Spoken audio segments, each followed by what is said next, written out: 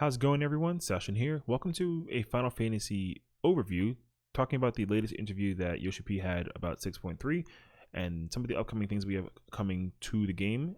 In fairness, this will be, you know, recorded within just a few hours of the actual live letter starting up. So, we'll definitely be looking out to see what they've got in store. But this interview is done, and shout out to everyone who did a translation for this because it was really helpful as somebody who doesn't speak the language to kind of get a sense of what's to come before the actual live letter starts. So that'll be really cool to see kind of how they come into play with everything. So it'll be very exciting to kind of get our hands into what's to come. So looking at it right now, it looks like they're starting off with the first being the Alliance, which is really cool. So the God of Realm of Happiness, Euphrosyne is actually a really sick name. I love that. So apparently the Alliance raid was really well received, a lot better than what YoshiP expected, which is actually kind of interesting to me because I feel like when people saw the visual and kind of like what was upcoming for the Alliance, people were marveled by the design. I mean, I certainly was, so I absolutely loved it.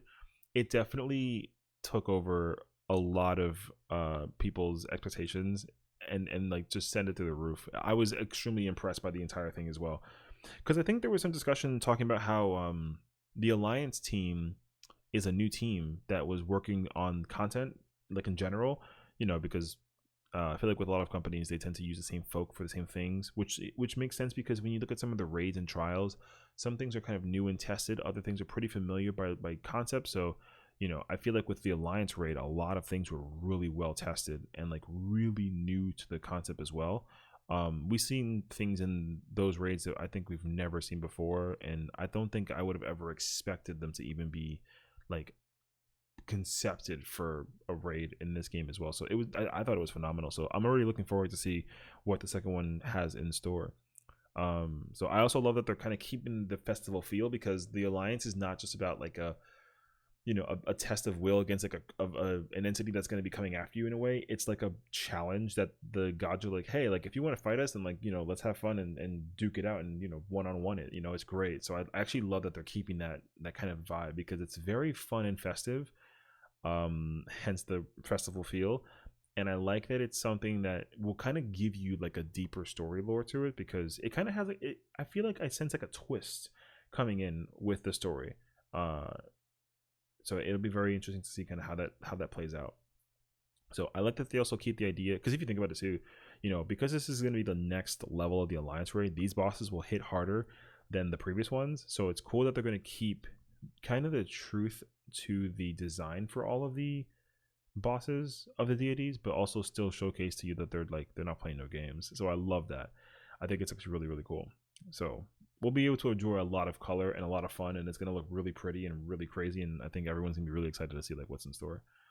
And then I guess they're talking about Nafika. Okay, so she'll likely appear according to the illustration in particular. Okay, there's a picture that they're showcasing that does want to fulfill the player's expectations, but not promising something that goes way above and beyond on that matter. So if you're charmed by her, you'll be in trouble. Oh, I'm guessing that people realize that Nafika is like really hot, I guess, so that'll probably be something interesting to kind of showcase. I mean, I'm not going to open the picture. I can already understand it. I understand what the message is, so take with it what you will. Okay, now we got the ultimate. So, I mean, I want to do like a small disclaimer as somebody who's I've dipped my toes in every single ultimate.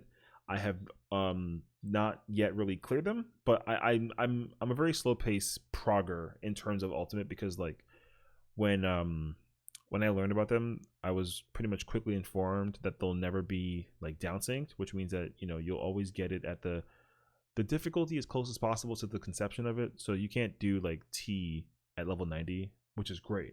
So I like that. So but I mean I do have a lot of experience in terms of progression, so I feel like I'm going to try to keep myself humble as somebody who's not cleared an ultimate but has managed to at least progress every single one and get pretty far across the board.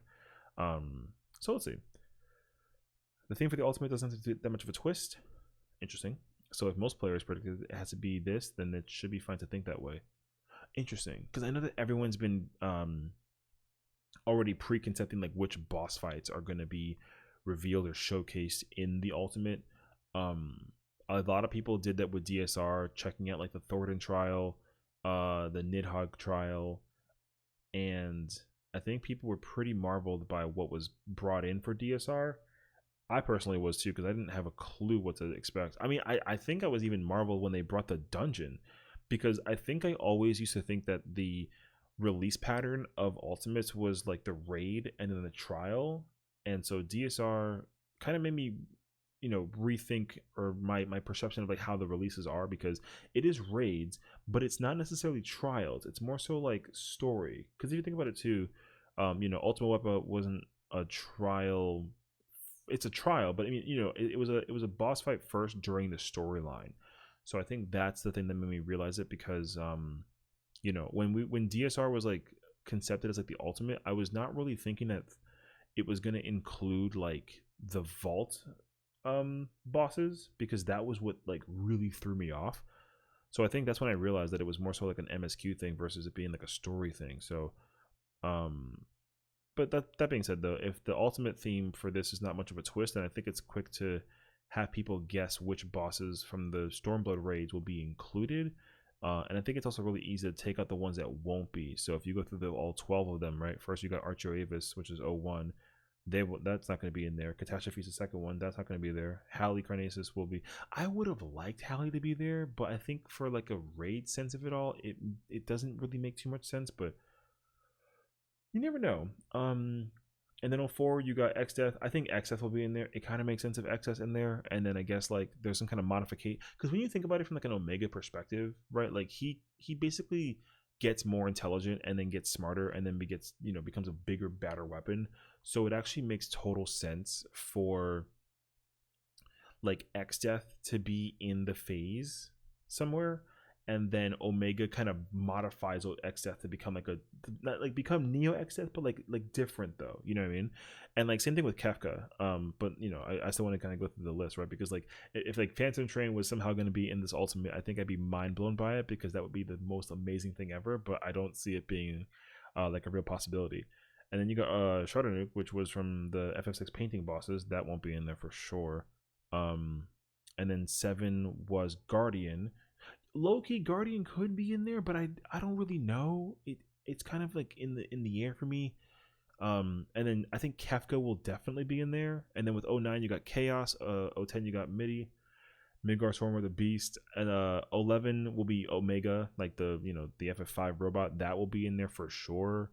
And then you got 012, which is also a two-parter, right? You got Omega male, Omega female. And then you also have Omega, like the weapon. So like those two will be definitely paired up together in some way, shape, and form. I don't know exactly how they're going to play into like the final boss per se, but I can obviously take my shot and say that it's going to be Omega weapon evolves into something like crazier. I'm not too sure though, because I feel like one thing that might come into play is like the universe, right? It's probably gonna do like a simulation thing. And long story short, Omega might get transformed, because if you think about like 012 Part 1, there's like a giant ball Omega eye thing that kind of does stuff while fighting Mega M and female, or male and female. And so I feel like that might be the thing that manifests it. So my honest guess is that this is going to be the first boss where like you don't move the boss, like how in spoilers per se, but like in Pandemonium 8 Part 2, like the boss is just a giant hitbox, or even like P7 also, like there's just a big hitbox. It will be crazy if they actually apply that as the final boss, but I can't really imagine them making Omega weapon bigger than it already is. But then again, like Alexander was really big, and then Alexander Prime was bigger and like on like mobile, so I wouldn't expect them to make a non-mobile boss for the ultimate. But I don't know. I kind of had to like take my shot in the dark and see like kind of what they got to do. So it's funny because like if you predict it, I feel like you can come up with a lot of ideas, and I don't want to overwhelm the idea behind what it could and couldn't be. So I'm just gonna like leave it at that and let it take me for what it will.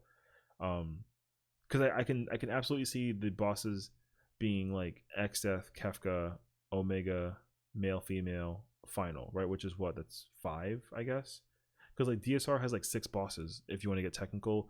T has 5, and then UCOB and Ultima have like 4 to 5, and DSR has 6, so which is like I said, it's crazy. So I can definitely imagine, again, XF is 1, Kefka's 2, Omega is 3. Male and female will technically be 4 because they're paired up together per se. And then you'll probably get the big weapon, which is 5, and then the final version, which will probably be 6. There might not be 6 phases, there might be more, but it'll definitely be in that kind of order, if anything. So like the minimum of bosses will definitely be 5. I think I'm gonna go with that as like my current guess. So, and then YoshiP will provide demonstration of how the experience is like during the PL. So they're probably going to show us like a small snippet of the first phase. So we'll get a hint of who the first boss is. But they're not going to like go beyond like the first mechanic, because obviously from that point forward, it's going to get really quick for them to kind of put things into perspective of what it could and couldn't be. So we'll see. But I am guessing it's going to start off with like Xeth or something, but we'll find out. Of course, the rewards will be title weapons and adventure play, which is cool. I like that actually. Regarding the weapon, YoshiP already instructed the devs that since we have the next ultimate, you need to consider the visual effects, design, and glow that shows the difference between the two content during DSR's development stage.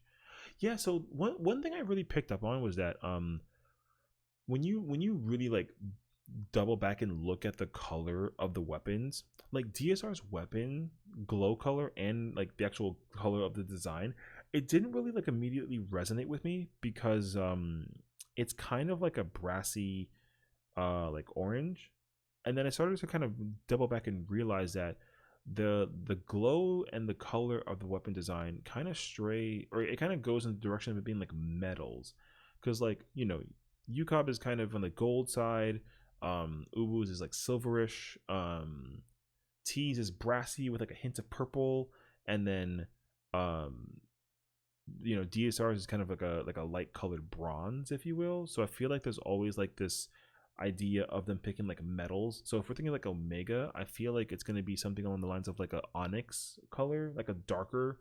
The glow I'm not sure of. I feel like the glow can be kind of on a silverish scale, but I feel like the color of the weapon, like the physical version of it itself, might be somewhere in the lines of like a onyxy color. That might make some sense right there. So we'll see. But it's very obvious too that they want to showcase the difference between the two, so they're not going to look the same, obviously, comparing DSR to Omega, which is actually pretty sweet. And you can kind of sort of, if you know, go to the actual Omega, if you go to Rogers, you can actually see what the weapons look like. If you like talk to the vendor that's there, because you'll actually get to see what the designs look like for the weapons physically. So those are going to be the physical variations of it, but the glow will kind of further enhance that look in the experience. So, and you kind of can tell too, because they did that with the Reaper and Sage weapons as well, where like the Knights of the Round weapons were only available for every job like pre-Stormblood, and then they started to double down and make a version for every other job, since the ultimate was going to use that template and then kind of redistribute the glow. So it was pretty clear that was what it was. So you know, it'll make sense to go check out Omega weapons to see like what the weapons will look like, and then kind of go from there. YoshiP himself is pretty fond of the design, so those who got the weapon from the upcoming Ultimate may evoke some form of jealousy. Yeah, it's going to be very cool to see people running around with the title and the weapon. I'm guessing it's going to be the Omega Legend, which is really sick for a name, so it's going to like blend in perfectly with the whole design, so it's going to be really exciting. They currently consider DSR to be the hardest among them all, and they're not thinking of overtaking that in difficulty. Yeah, I can't even imagine that Omega would be harder than DSR. I'd like to think that Omega might sit comfortably in terms of difficulty between DSR and between T. I think there's always like this battle between like which is harder between like UCOB and T, and I think that to a degree, like they both have difficulties in their own way, but you know, people really struggle with T in a lot of ways, which is pretty impressive. So for like their tenacity, and DSR is definitely, you know, because it's 7 phases of just like nonstop, and it's really like, it really takes a lot out of you when you're progging it. And the thing too is like there's not like a consistency of like mechanics across the board. There's a lot of like new stuff introduced every single time, and it gets really chaotic. So I mean, I hope that they don't necessarily make it like, not like, you know, easy is the wrong word because it's an ultimate, but you know, I want it to fit comfortably on the difficulty scale, so that progging it would be fun, but also the clear would be so satisfying, you know. So we'll see. They can't tell you how long the battle lasts in length, but they're not going to make it extremely short. I think short. So we'll see. Maybe around DSR's length is a prediction. That'd be kind of. I mean, I think that'd be okay. I feel like DSR kind of range between like the 19 to 22 minute if you can include like the first phase kind of sort of. So I feel like that'd be like a pretty decent. Also, they also mentioned that like from start to finish, they try to avoid making DSR go beyond like 20 minutes, which is like interesting. I feel like I don't know. It can get longer, but you can tell, I think too, that they kind of cut out a lot of ideas just to kind of reduce it, because then that way it can fit in a comfortable time frame.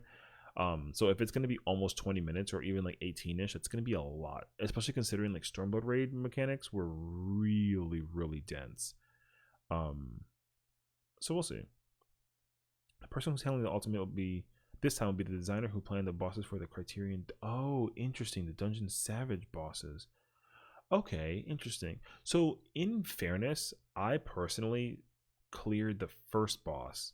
I saw no, I didn't see the second one actually. I haven't actually cleared the Savage or even the Criterion dungeon as like a whole. I mean, you can kind of go through the route and see all the bosses. But I haven't done it since like release patch, so I feel like I should kind of double back and go check that out.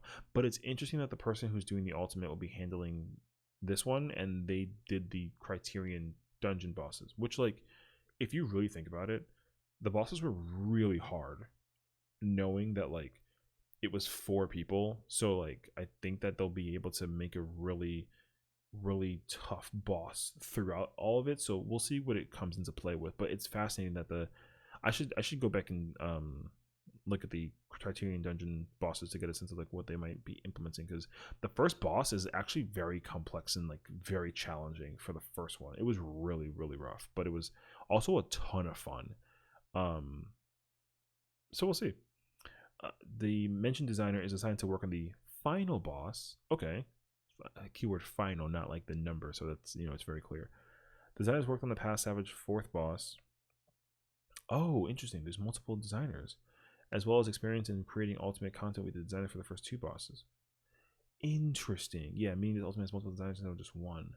So the designers that worked on the past Savage 4th boss, so I guess P8,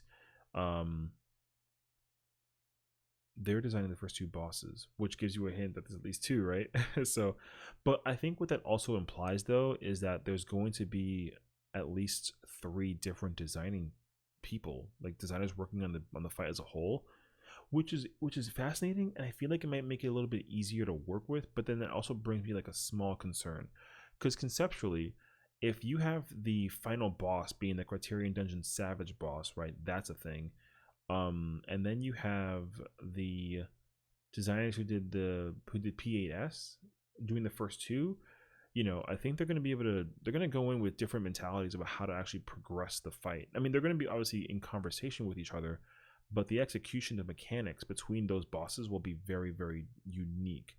Because like, I don't know, I feel like the first 2 bosses might be pretty bent on just like, giving you like a test, but it'd be fascinating if, you go through a Savage boss mentality in an ultimate, and then it's going to be a lot of like checks for mechanics on a puzzle scale, and then the later half will be something on a tight DPS or tank mitigation healer check scale. So because I feel like in a sense, like, what was it, P UCOB was very like mechanic heavy, but also there was quite a bit of puzzles in terms of like, you see things and you understand that there's quotes, and then there's movement, and you got to go to places and do stuff in the trios. There were a lot of trio stuff, right? And then with Ulu, it was very much like puzzle heavy, at least until you figured out that there was a puzzle, because a lot of it was just like longevity of survival, and then you find out that like the bosses dropped a thing when you awoke in them, right? Then that hidden mechanic was there. And then T is very heavy on like mechanical execution for the debuffs that the bosses give you the entire time, or their positioning. And DSR is heavy on like being able to execute the mechanic as a whole. So I feel like they're going to be, Like I think the concern is that like DSR is heavy on like execution. T and Uwu were pretty heavy on like the puzzles, and then Yuka was kind of in the middle, I would say. It would be fascinating if there was like a hybrid of the two, where like the final boss is like a mechanic or like a survival check, which is like usually how it goes. Um, and then you have the first two bosses being like a puzzle check. I don't think that there's ever, only there being 5 ultimates with this one inclusive, that like there's a mixture of puzzles and mechanic checks. I feel like it's usually leaned on one side more so than the other. So I think the concern might be that like, there'll be bosses that are puzzle, bosses that are heavy on requiring DPS and mitigation, and then I just don't want us to feel out of place and seem like, oh, like the transition between bosses isn't really like feel complete or like whole, because like every boss in the ultimate scale so far at least has created like that perfect transition into the next level. Except with DSR's dragon thing. I mean, it was different because it was telling you a story, so it was really easy for them to throw in Nidhogg and Horace Velgar. But if there wasn't like a story being told, then them being there would have not made sense. But if they're not doing that with this ultimate to a degree, then the transitions will need to make sense for when they go between the different bosses. So we'll see kind of how they implement it. But yeah, it's fascinating that there's multiple designers. This is the final ultimate of the Patch X series, which makes total sense. I think they've also mentioned this from like day one, that they want to try and do 2 ultimates. They felt bad for only having one during Shadowbringers, which is like, it looked made up for it with DSR, because DSR is pretty cracked for the most part. So the story elements for this ultimate have been more toned down, and it's not as prominent. They are making sure that the story elements and the direction and animation cutscenes will not be overdone for this ultimate and beyond. Yeah, that makes sense actually, because like when you really like start the clock from DSR from start to finish, it's like 20 something minutes, but also there's a lot of moments where you kind of sit and wait for the story to kind of unfold, but then they kind of prep you mentally and buff or debuff wise in lieu of the next part. Like with the intermission, you had to kind of stay together to do the things with the eye phases, and that was something that required them to, they couldn't just throw it at you and then make the debuffs appear out of nowhere. You know what I mean? They kind of like made you try to figure it out while telling you a story. I think that's really cool. So I mean, I'm looking forward to see kind of how that comes into play. They want to aim for 2 ultimate releases for the next expansion and beyond, which is a W. And while they do think so, if they end up investing too much cost on the direction, the possibility of aiming for 2 per expansion may end up highly unfeasible. I can understand that, because I think if there were 2 ultimates that were released per expansion that were at the quality of storytelling and execution for mechanics of fighting bosses like DSR, then it's not really the fact that they can't or won't do it. It's really more so the fact that they are, they're trying to reach a deadline, because the pattern so far has kind of enabled them to do the first set of Savage tiers to be the unlockable requirement to unlock the ultimate, right? So that means that it's always been the patch 1 or patch 3 series to unlock the ultimate. I don't think that they want to necessarily skip the 3rd patch and take you to the 5th one and do like 1 and 5. I don't think that's their MO, which makes sense because that's been the pattern since the beginning.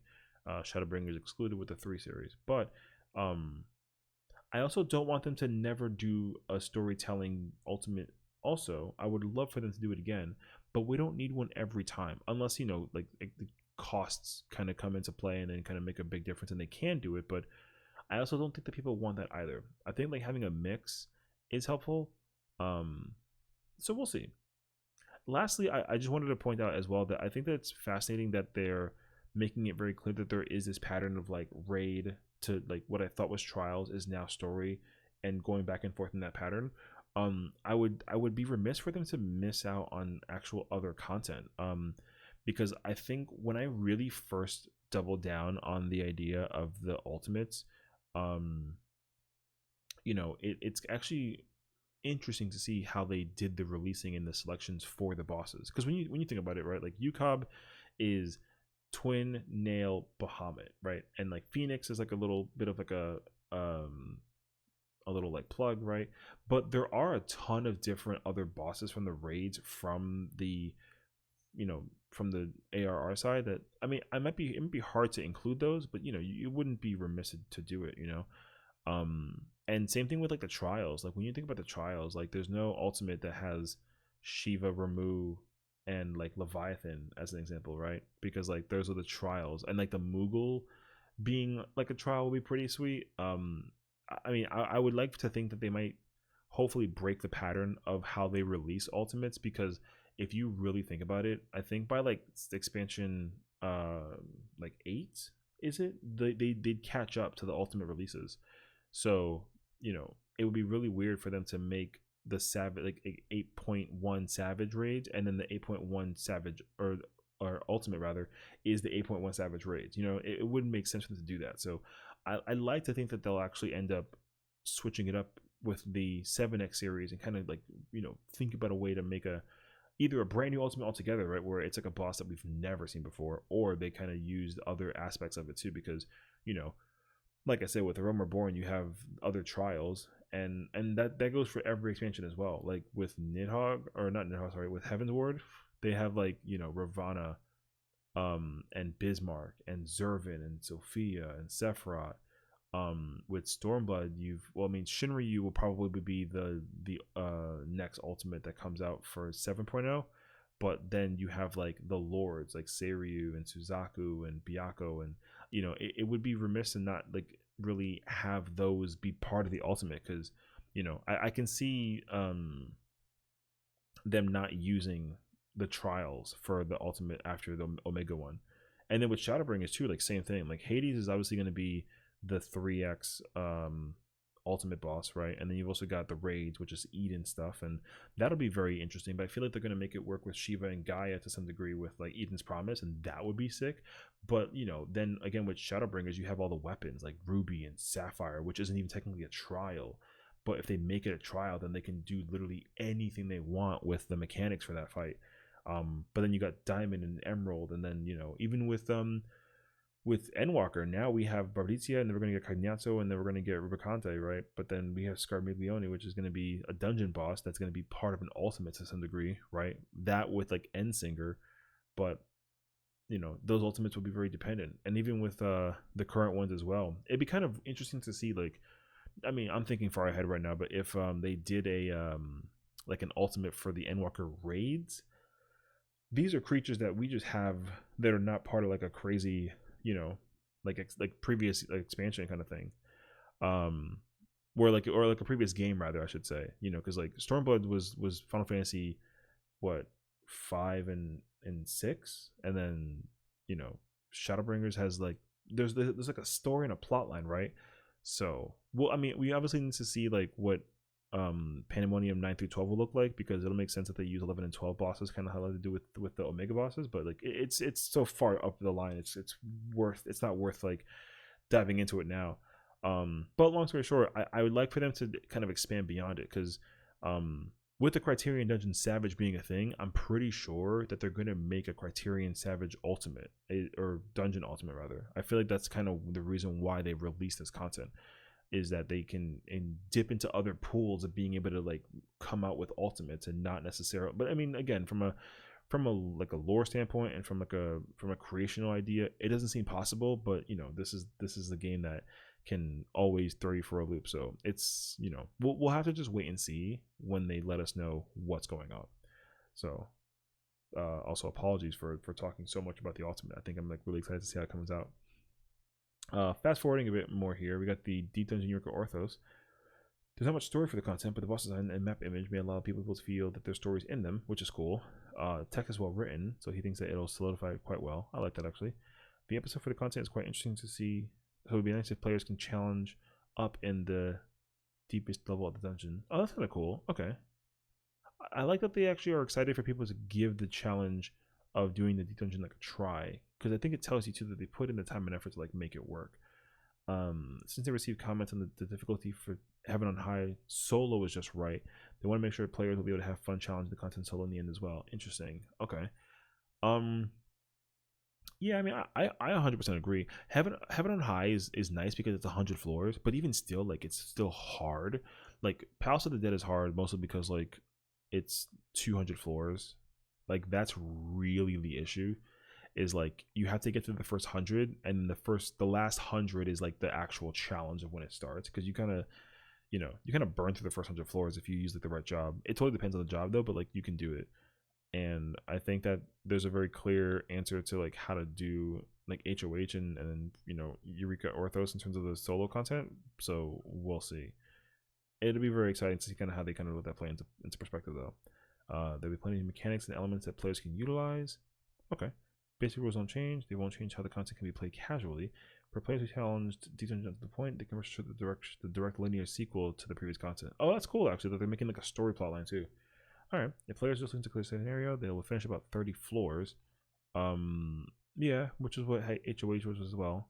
I think it's okay to think of this as basically the works. It works like HOH. Okay, that's actually like a huge W, so I like that. Yeah.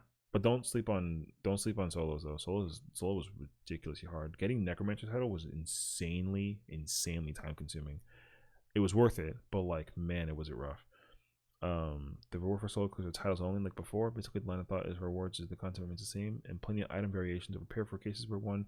Well, yeah, because you gotta remember that too. Because this is a deep dungeon, you're gonna be able to walk out with weapons because they're gonna come out with glowing weapons with this the same way that they do. Because you got the canon weapons from POTD and you got the Empyrean weapons from HOH. They're gonna have weapons and titles, and then there's gonna be a mount involved as well. They're gonna have a bunch of stuff in this. People are not gonna, the solo clear being the title though is like important. But the thing is like you're not locked behind getting everything else for this. So this is a huge W. Oh, paladin adjustments. Oh my. Oh, it's a very small section actually. Okay. The whole job is basically overhauled. Okay, that's a main objective for the adjustment for this time, and they're not adjusting this with the objective of working on its rotation. Buffs that are hard to use compared to other things have been adjusted as well. They believe that a large amount of small tricks in this job have been sorted out, and it's definitely made easier to use. The details on the concept behind the changes when overhauling the job, including the combo and whatnot, will be relayed during the upcoming live letter, which is fair. Refer to the articles on the intention behind Paladin changes in Japanese only. So here's the thing about Paladin. I was really thinking about this when they mentioned that they're going to do a rework for the job, because like on a DPS basis, I think now it's perfectly in the right place where it's just below Gunbreaker Dark Knight, but it's still above Warrior. But like they, the real issue is that Paladin's the only job that does sustainable DPS and doesn't do burst damage, which is kind of bizarre. And the other thing too is that when you look at it from like the gauge perspective, Paladin's the only tank that uses the gauge for defensive purposes. Nothing is used offensively, but Dark Knight, Gunbreaker, Warrior use their gauge offensively. So my hope is that they don't take that away from it, because that's kind of one of the things that kept it very unique in that regard. And it seems like to me that what this literally just means is that they're taking out fight or flight to be like a 60-second like buff for the physical stuff, and then Requiem Sketch is going to be like a universal buff. And you're probably going to use it as like the new fight or flight, and then when you'll do goring, and then you'll do the the swords combo with Holy Spirit and whatnot, and they'll probably do fight or flight to do something. It'll be like a 2-minute cooldown instead, and then it'll just like buff. So it'll kind of remind me of like Gunbreaker in a way, where you use a buff that's like a secondary buff sort of with Gunbreaker with Paladin, and then you have 2 buffs every 2 minutes, but then you have 1 buff every minute, which will probably be fascinating to see it be played out. I'm gonna miss old Paladin is really the true answer to it. I'd like for them to. This is gonna sound so annoying, because I feel like I wanted to figure out a way to bring the Paladin back. I want them to make a tank that does sustainable damage, but doesn't seem like it's not worth it in comparison to the rest of the tanks. So we're not gonna get a 5th tank for 7.0. At least I don't think so. But if we ever do get a 5th tank, I would like to think that they will make a sustainable damage based one, and not just like a 2-minute base one. If the pattern like doesn't like change in terms of how this burst damage meta is like the thing right now. We'll see. They'll definitely showcase a lot of the stuff that what they'll change for it too. But I'm not too sure that I'm gonna be changing immediately to Paladin. I like to think that I'll give the job a try, but I'm probably still going to stick with Gunbreaker for the ultimate, as well as like doing Savage content until 6.5 comes out. We'll see. Or 6.4 rather, sorry. But I like to think that they're, they're going to make it fit like a 2-minute burst job, which is cool.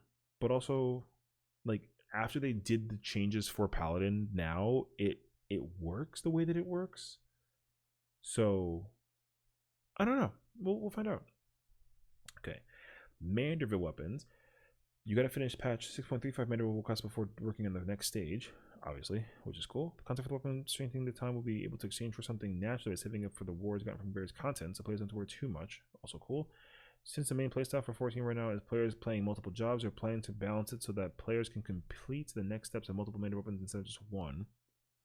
Oh, okay. That's actually pretty sweet, actually. Yeah, because one thing I liked was that with the animal weapons, if you got the quest for one, you can start the quest for another one and keep them all lined up together and just work on multiple things at the same time. Bojan also did a pretty good job of this, but the steps of acquisition was insanely grindy.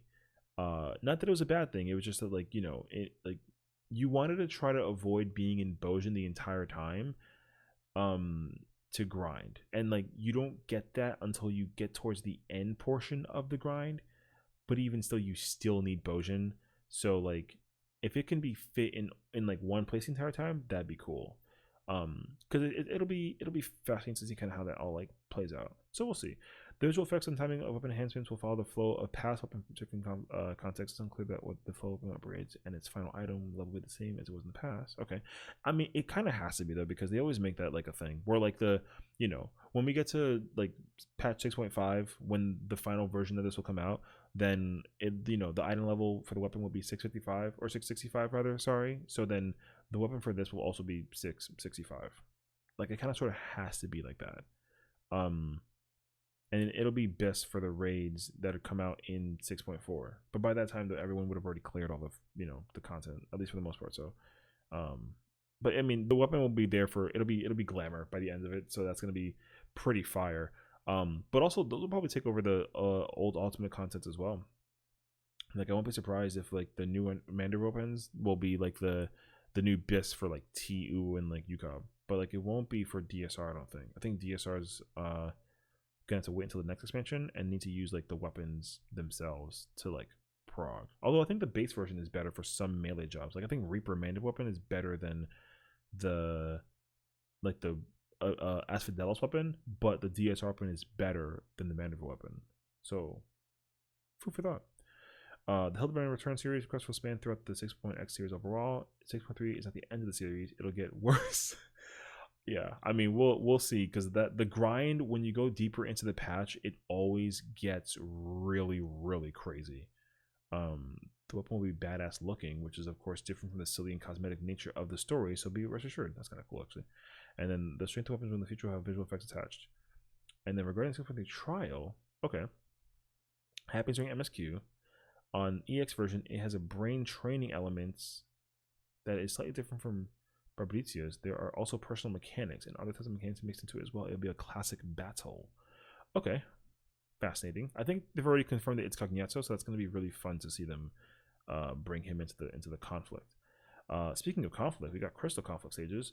We'll show how it's done through the live letter. Since the development, it's a house full of tricks, which is really cool. I like that it's like a gimmicky stage, so more so than the volcanic heart stage, which is like that level is ridiculously insane. On a competitive standpoint, that level is crazy. But in return, the ratio of gimmicks triggered in stage will not be frequent, so this is made easier for players. For example, a portion of the stage will suddenly get lifted up, and sometimes you don't even see coins get thrown all around. Okay. In addition, the spear fishing and water diving in old areas this time are developed and are added by the developers, not instructions from YoshiP. Oh, that's kind of a W. Yeah, because they said that they were going to make you can dive underwater in Realm Reborn areas, which is huge pog. I think that's actually amazing that they made that a thing.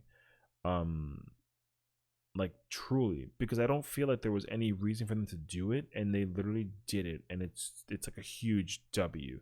It kind of lets you know that they're not forgetting the old expansions, but also when people play AR for the first time and they try and do it, it's going to be so cool to see them do it, because there's so many areas that are like dead areas in A Realm Reborn, for like lack of a better word, where you can kind of just hover over it and there's nothing to do around the water.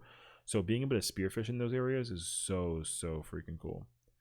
YoshiP also mentioned that you're more than welcome to dive into the seas of Lenosha and take screenshots without spearfishing if you don't want to, as well as share those screenshots on your social media systems.